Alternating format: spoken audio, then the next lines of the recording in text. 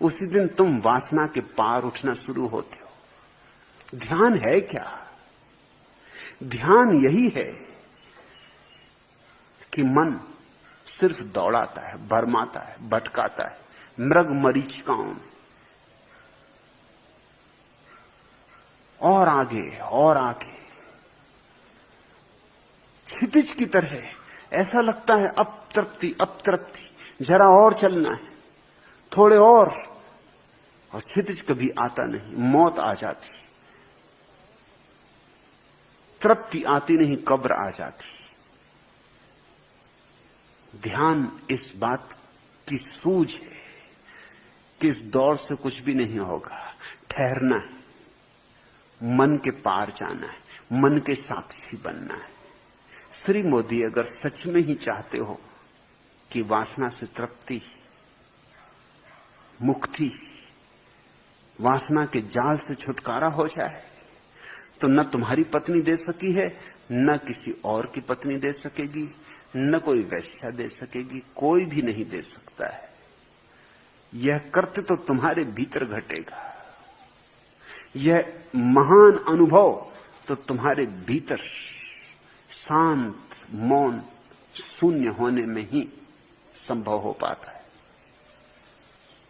मगर जब तक यह ना हो तब तक मैं दमन के पक्ष में नहीं हूं। मैं कहता हूं तब तक जीवन को जियो, भोगो, उसके कष्ट भी हैं, उसके क्षणभंगुर सुख भी हैं, कांटे भी हैं, फूल भी हैं, वहां दिन भी हैं और रातें भी हैं वहां, उन सबको भोगो। उसी भोग से आदमी पकता है और उसी पकने से, उसी प्रौढ़ता से एक दिन छलांग लगती ध्यान में। अपनी पत्नी को भी कहो कि सच्चाई क्या है, उससे भी पूछो कि उसकी सच्चाई क्या है। जिनसे हम जुड़े हैं कम से कम उनके प्रति हमें प्रामाणिक होना चाहिए, ऑथेंटिक होना चाहिए, और उनको भी मौका देना चाहिए कि वो प्रामाणिक हों। प्रेम का पहला लक्षण यह है कि जिससे हमारा प्रेम का नाता है उसके साथ हमारी प्रामाणिकता होगी। हम उससे सत्य कहेंगे, और सत्य शुरू में चाहे कितना ही कड़वा मालूम पड़े, पीछे सदा मीठा है।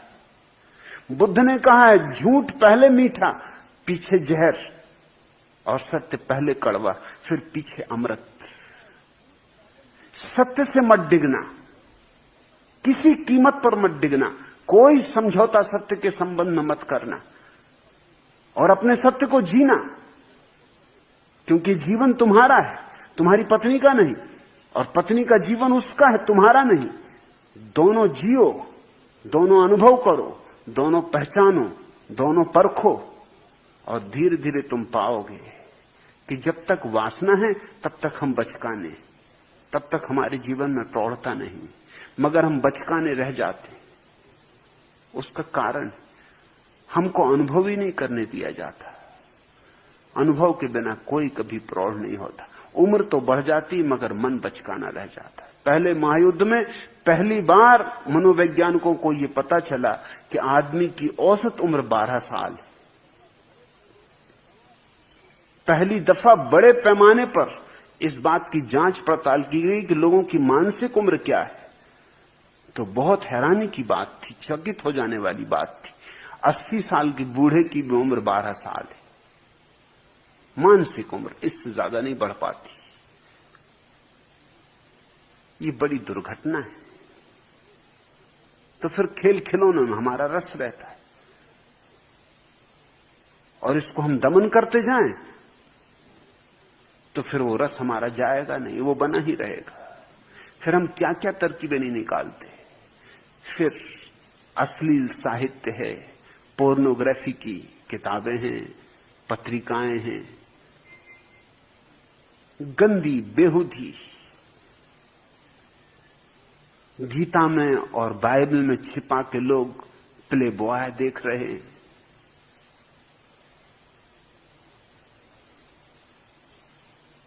किसी को पता भी ना चल जाए। अश्लील फिल्में हैं, घरों में छिप छिप के लोग मित्रों को इकट्ठा कर करके अश्लील और नंगी फिल्में देख रहे हैं। यात्राओं पर लोग जाते, नाम होता है व्यवसाय का, लेकिन मामला होता है केवल वेश्याओं का। काम नहीं भी होता तो भी टिके रहते हैं व्यवसाय के लिए। एक व्यक्ति कलकत्ता से बंबई आया था 3 दिन के लिए। 3 सप्ताह बीत गए, तार भेजता रहे कि खरीद कर रहा हूं, अभी खरीद जारी। जब 3 महीने बीतने लगे, संकित तो पत्नी पहले से हो गई थी। पत्नी संकित तो पहले से ही होती, कोई संकित होने के लिए कारण की जरूरत नहीं होती। विवाह पर्याप्त है शंका के लिए। विवाह इतना अप्राकृतिक है, इसलिए शंका बिल्कुल स्वाभाविक है। इसलिए पत्नियों को कारण खोजने की जरूरत नहीं पड़ती, शंका तो रहती ही है। कारण तो फिर अपने आप मिल जाते, कारण तो मिल ही जाएंगे, मिलने ही चाहिए। कारणों के संबंध में पत्नियां निश्चिंत रहती हैं कि वो तो खोज लिए जाएंगे, उसमें कोई अड़चन नहीं है। देर अबेर की बात है, क्योंकि विवाह की संस्था इतनी अप्राकृतिक है। संकित तो थी, 3 महीने बाद उसने भी तार किया कि अब ठीक है, तुम खरीद जारी रखो। तुम जो वहां खरीद रहे हो, मैंने यहां बेचना शुरू कर दिया है। वो आदमी भागा हुआ घर आया, क्योंकि वो जो खरीद रहा था, अगर वही बेचना शुरू कर दिया तो मारे गए। पत्नी ने कहा, कैसे जल्दी से आ गए, खरीद नहीं करनी? कब तक खरीदोगे तुम? फिर मैं बेचूंगी भी यहां, वही जो तुम खरीदोगे वही यहां बेचूंगी। खरीद खरीद के इकट्ठा करते रहोगे, बेचना भी चाहिए ना।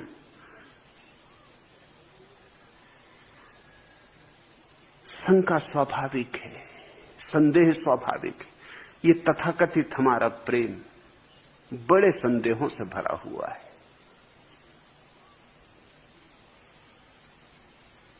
मुल्ला नसरुद्दीन रात सपने में बड़बड़ा गया, कमला कमला, और पत्नियां तो जागती रहती, रात तो बिल्कुल बैठी रहती कि क्या बकता रात देखने। उसी वक्त हिलाया, कहा, ये कमला कौन? मगर पति भी होशियार है, नींद में भी इतनी होशियारी रखते हैं उन्हें, कोई नहीं घबरा तू, ये घोड़ी का नाम है, रेस कोर्स की घोड़ी, उसमें मैं दांव लगाने की सोच रहा हूं, वही मेरे दिमाग में चल रही। मगर पत्नी को इतने आसानी से भरोसा तो नहीं आता। उसने कहा ठीक है। शाम को मुल्ला के दफ्तर उसने फोन किया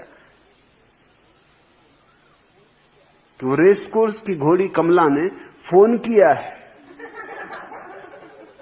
आपको पूछ रही कि कहां है, क्या पता दे दूं? कब तक छिपाओगे, कहां तक छिपाओगे? बेहतर है कह दो, बेहतर है साफ साफ करो, और इतनी प्रीति तो दिखलाओ, इतना स्नेह तो जतलाओ, इतना भरोसा तो दिखलाओ, और स्मरण रखो कि दूसरे को भी इतनी स्वतंत्रता दो।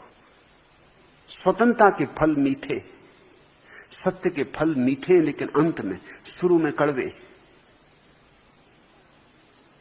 शुरू की कड़वाहट से मत डर जाना, और अंततः तुम्हारे ये सारे अनुभव तुम्हें ध्यान में ले आएंगे। यहां मैंने अपने आश्रम में सारी तरह की चिकित्साओं की व्यवस्था की। यहां कोई 100 चिकित्सा के समूह काम कर रहे हैं, 100 चिकित्सा पद्धतियां काम कर रही हैं। उनमें सब है चिकित्सा पद्धतियों में, जिसका जो रोग हो, जिसका जहां मन अटका हो, जैसे अगर किसी का मन काम वासना में अटका है तो उसे मैं तंत्र की चिकित्सा पद्धति में भेजता हूं। तंत्र से गुजर के ही फिर वह ध्यान कर पाता, उसके पहले नहीं कर पाता, क्योंकि वो ध्यान करे क्या, ध्यान करे कैसे? यहां भारतीय मित्र आते हैं, वो मुझे लिखते हैं कि आप कहते हैं ध्यान करो, हम ध्यान करने बैठते हैं, पास में कोई सुंदर स्त्री ध्यान कर रही, हमारा दिल वहीं वहीं जाता, जाए गई। भारतीय शुद्ध संस्कृति का ये लक्षण।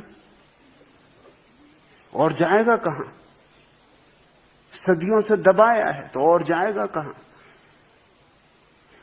तुम्हारे पास में ही बैठा हुआ जो पाश्चिमात्य है, उसका कोई मन उस स्त्री में नहीं जा रहा है, क्योंकि स्त्री का काफी अनुभव हो चुका।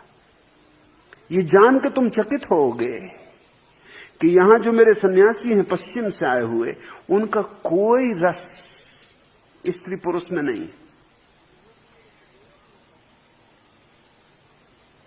वैसा रस जैसा कि भारतीयों का है, कतई नहीं।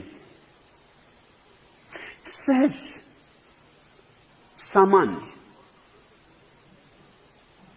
जैसे कोई 24 घंटे भोजन के संबंध में सोचे तो पागल है, और दिन में 2 बार भोजन करे तो पागल नहीं है। किसी से तुम्हारा स्नेह नाता हो, प्रेम का संबंध हो, तो इसमें कोई विक्षिप्तता नहीं है।